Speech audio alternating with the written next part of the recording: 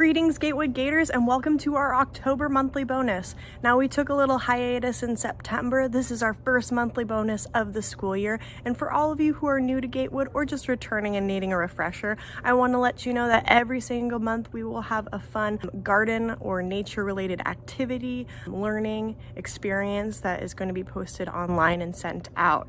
Now this month we are honoring one of our favorite traditions at Gatewood, our 5th annual Spud Master Challenge. Now last year, Maddie and Logan took home the crown of Spud Masters, and this year we will see who might be crowned next. In honor of the Spud Master Challenge, I wanted to celebrate by doing a special potato themed dish.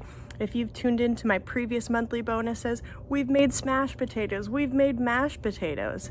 This year, we're going to be making some latkes.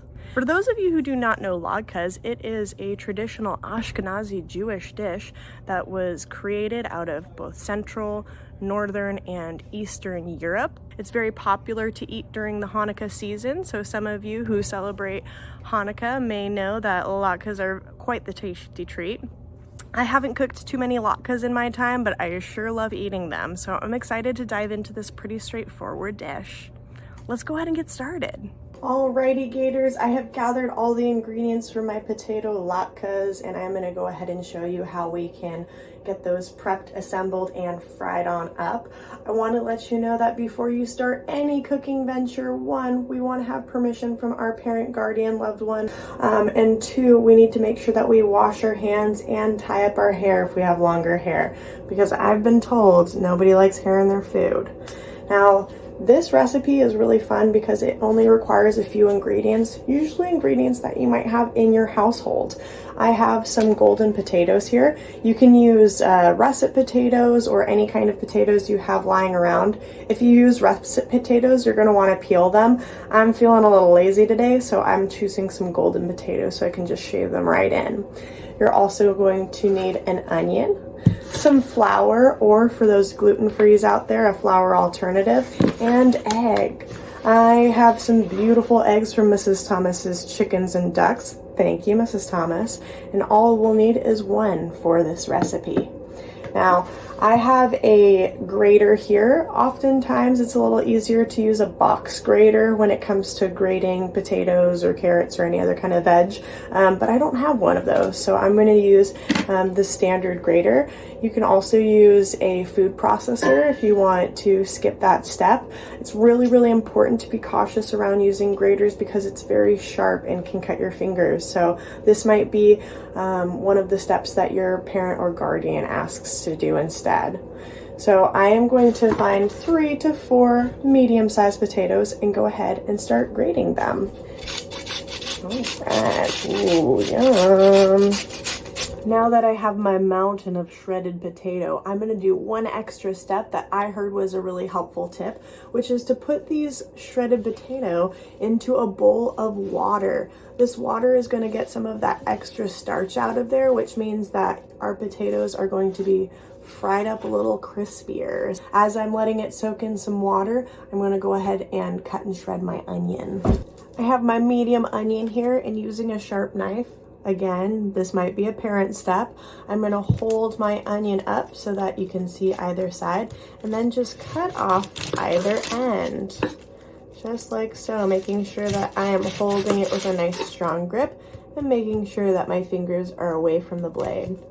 Once I have those tips off, I can go ahead and cut it in half and just peel off the excess skin on either side here.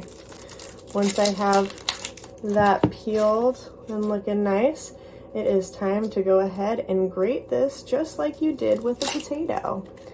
And now we can grate it.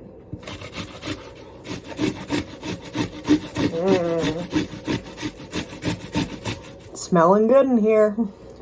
Now that my onion shredded and my potatoes have soaked in some water, I'm going to go ahead and turn it on my stove top so that the pan gets nice and hot before I put those latkes in.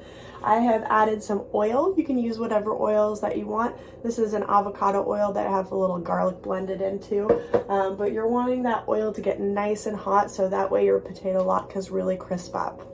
The next stage is the assembly process of our ingredients. One of the most important things to do is to remove all moisture, excess moisture from your onions and your potatoes.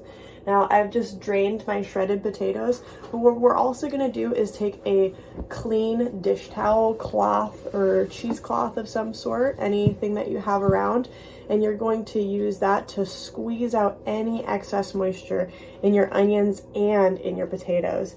As you can tell, these onions are already very wet. There we go. Ooh, very nice. Once you have those items in, you can take up your cloth and give it a real fun, good squeeze.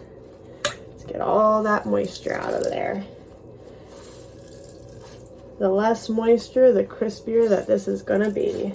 Now that this onion potato mixture has been completely wrung out of all excess moisture, you can go ahead and put it in your drained bowl. And this is where you add the final ingredients.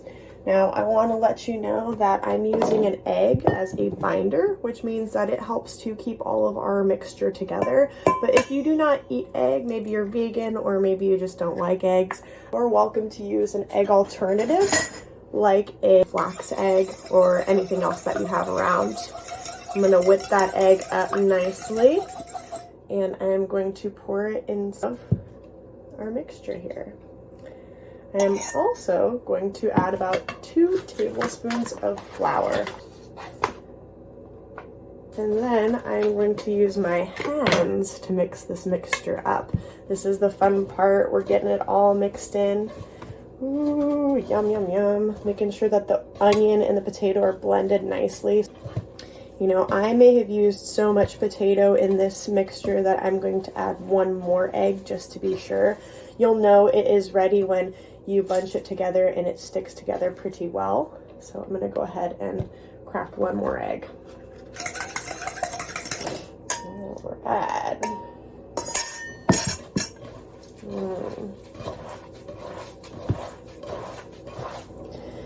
And I'm gonna add just a little more flour too.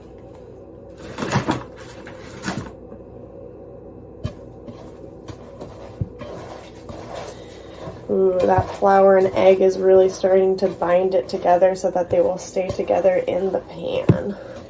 My pan is nice and hot. It has a solid amount of oil just covering the surface area. Very, very careful whenever you're using hot objects. As I spoon together, I'm gonna just do about 4 at a time, and you can use your spoon to help to pat down the latke. Make it nice and flat like a pancake, and also make sure those little bits are coming back together if it is separating at all.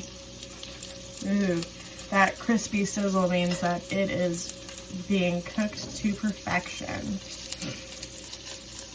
Depending on how your stovetop works, this could be 3 to 5 minutes on either side. Right, it has been a few minutes and I'm already starting to see some golden edges on the outside of my latkes. That is the signal it is time to flip. I have a spatula here and I'm going to flip my latkes. Ooh, and you can go ahead and pat them down too. Beautiful.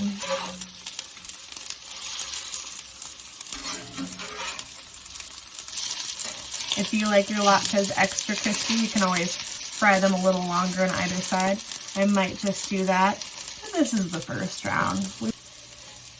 And when you feel like you are ready to take them off, you're going to go ahead and put them on a plate. I put a little paper towel just to get some of that excess oil. And what I usually do just to keep my latkes warm are to put them in the oven on a low heat setting as I fry up some more. Sounds like the oven's ready. All right.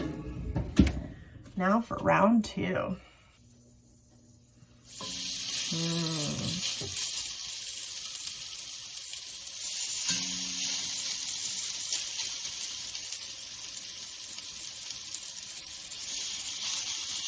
Alrighty, well we have our finished latkes here. I sprinkled them with a little bit of green onion just to give it a little splash of flavor. And we also have some traditional options to go with our latkes. Applesauce and sour cream. Can't wait to dive in and see how they taste. Serves up. Yay. Okay. We'll get you a couple crispy ones too. Okay. All right, shall we? Yeah, should we add some of this cream first? Yeah, let's do it. I've got applesauce here. Okay. All right, I'm gonna put a little bit of applesauce and just a dollop of that cream. You want some cream? Yes, please. Thank you. Let's see. All right, let's see if we've made some latkes as good as your grandma's.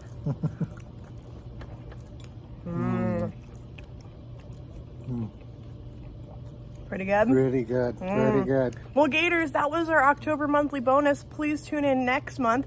I can't wait to crown our next Spud Master for 2025. And I'll see you all later.